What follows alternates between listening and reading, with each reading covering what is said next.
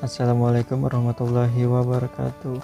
Perkenalkan, kami dari kelompok 3 yang beranggotakan saya sendiri Muhammad Ilham dan Amalia Putri, dan yang ketiga Siti Jumaidah. Di dalam video ini kami akan mempresentasikan tugas mata kuliah pengauditan tentang resiko pengendalian dan pengujiannya. Langsung saja kita ke materi yang pertama, penetapan resiko pengendalian, yaitu proses penilaian tentang efektivitas suatu perusahaan dalam mencegah dan mendeteksi salah saji material dalam penyusunan laporan keuangan. Risiko pengendalian ditetapkan untuk masing-masing asersi pengolahan transaksi, dan karena banyak kegiatan pengendalian berkaitan dengan jenis-jenis transaksi tertentu, maka auditor biasanya memulai dengan menetapkan risiko untuk asersi-asersi kelompok transaksi seperti asersi keberadaan atau keterjadian, kelengkapan, dan penilaian atau pengalokasian untuk transaksi-transaksi penerimaan kas dan pengeluaran kas. Dalam menetapkan risiko pengendalian untuk suatu asersi, auditor perlu melakukan hal-hal berikut. Yang pertama, mempertimbangkan pengetahuan yang diperoleh dari prosedur-prosedur untuk mendapatkan pemahaman tentang apakah pengendalian yang berhubungan dengan asersi telah dirancang dan dioperasikan oleh manajemen perusahaan. Yang kedua, mengidentifikasi salah saji potensial yang dapat terjadi dalam asersi perusahaan. Yang ketiga, mengidentifikasi pengendalian yang diperkirakan akan mampu untuk mencegah dan mendeteksi salah saji. Keempat, melakukan pengujian pengendalian terhadap pengendalian yang diperlukan untuk menetapkan efektivitas rancangan dan pengoperasiannya. Dan yang terakhir, mengevaluasi bukti dan menetapkan risiko. Berikut contoh pengujian manual yang ada di dalam tabel, bisa teman-teman lihat. Di dalam tabel ada berisi asersi, pengendalian yang diperlukan, dan pengujian pengendalian. Langsung kita lanjut. Pengujian pengendalian. Pada kolom ketiga pada tabel contoh sebelumnya menunjukkan daftar kemungkinan pengujian pengendalian untuk setiap pengendalian yang diperlukan telah ditetapkan pada kolom kedua. Pengujian tersebut meliputi pemilihan suatu sampel dan inspeksi atas dokumen-dokumen yang bersangkutan. Pengujian pertanyaan pada personil perusahaan mengobservasi personil perusahaan dalam melaksanakan prosedur pengendalian dan melakukan ulang pengendalian tertentu. Hasil dari setiap pengujian pengendalian harus memberikan bukti tentang efektivitas rancangan dan atau pengoperasian pengendalian yang diperlukan. Beberapa jenis pengujian pengendalian yang dapat dipilih auditor adalah sebagai berikut. Yang pertama, pengajuan antara berkaitan dengan pelaksanaan tugas-tugas personil perusahaan. Kedua, observasi pelaksanaan tugas para personil. Ketiga, inspeksi atas dokumen-dokumen dan laporan-laporan yang menunjukkan pelaksanaan pengendalian. Dan yang terakhir, pengendalian ulang atau reperform pengendalian oleh auditor.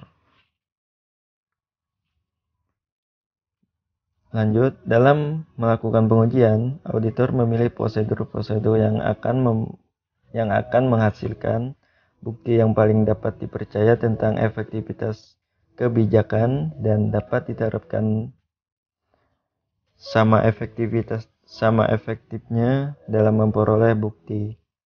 Tipe bukti, sumber, ketepatan waktu, dan keberadaan bukti lain yang berhubungan dengan kesimpulan yang dituju. Semuanya mempengaruhi tingkat keyakinan yang dapat diberikan oleh bukti audit. Tipe bukti audit: sifat pengendalian tertentu yang berkaitan dengan suatu asersi mempengaruhi tipe bukti audit yang tersedia untuk mengevaluasi efektivitas desain atau operasi tersebut. Adapun sumber bukti audit, pada umumnya bukti audit mengenai efektivitas desain dan operasi pengendalian yang diperoleh langsung oleh auditor, misalnya dengan jalan pengamatan, memberikan keyakinan yang lebih besar daripada bukti audit yang diperoleh secara tidak langsung, atau dengan mengambil kesimpulan, misalnya dengan penerimaan keterangan.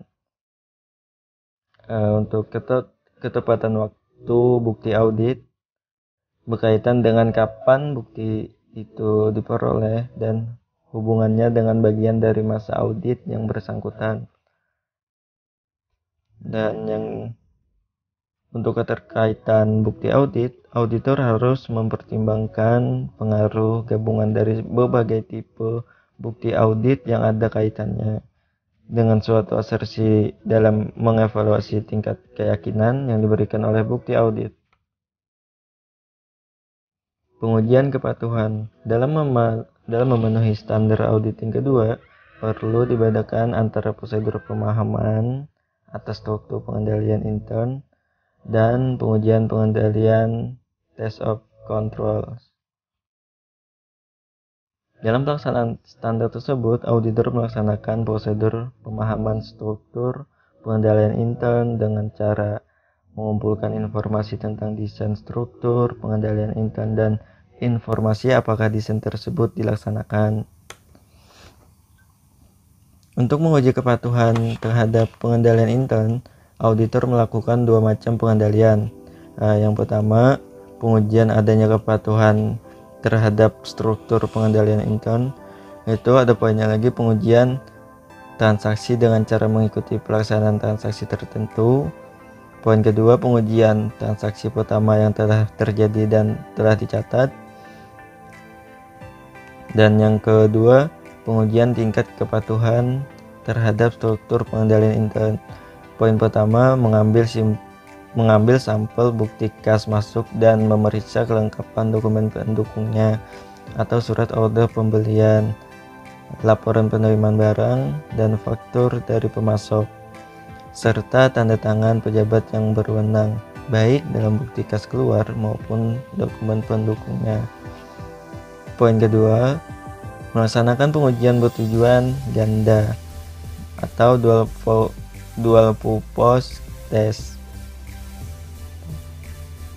yang merupakan kombinasi antara pengujian yang tujuannya untuk menilai efektivitas pengendalian intern atau pengujian pengendalian, dan pengujian yang tujuannya menilai kewajaran informasi yang telah disajikan dalam laporan keuangan atau pengujian substantif. Pertimbangan-pertimbangan lain atau tambahan. Auditor secara khusus pertama kali menilai risiko pengendalian untuk asersi yang berkenaan dengan kelas transaksi seperti penerimaan kas dan pengeluaran kas. Penilaian tersebut kemudian digunakan untuk menilai risiko pengendalian asersi saldo akun yang signifikan, sehingga kesesuaian dari tingkat pengujian substantif yang direncanakan untuk saldo akun dapat ditentukan, dan pengujian substantif khusus dapat dirancang. Proses dipertimbangkan selanjutnya, pertama untuk akun-akun yang dipengaruhi oleh suatu kelas transaksi tunggal, dan kemudian untuk akun-akun yang dipengaruhi oleh kelas transaksi ganda.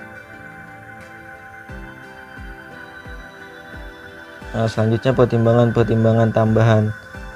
Poin pertama, menilai risiko pengendalian untuk asersi saldo akun yang dipengaruhi oleh suatu kelas transaksi tunggal.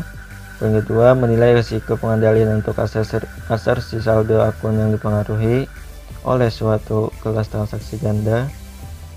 Poin ketiga, mengkombinasikan penilaian risiko pengendalian yang berbeda. Poin keempat, mendokumentasikan penilaian tingkat risiko pengendalian. Dan yang terakhir, mengkomunikasikan masalah pengendalian intern. Sekian presentasi tentang risiko pengendalian dan pengujiannya.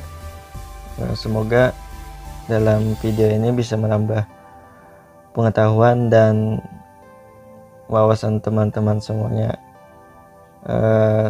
Kami ucapkan terima kasih. Assalamualaikum warahmatullahi wabarakatuh.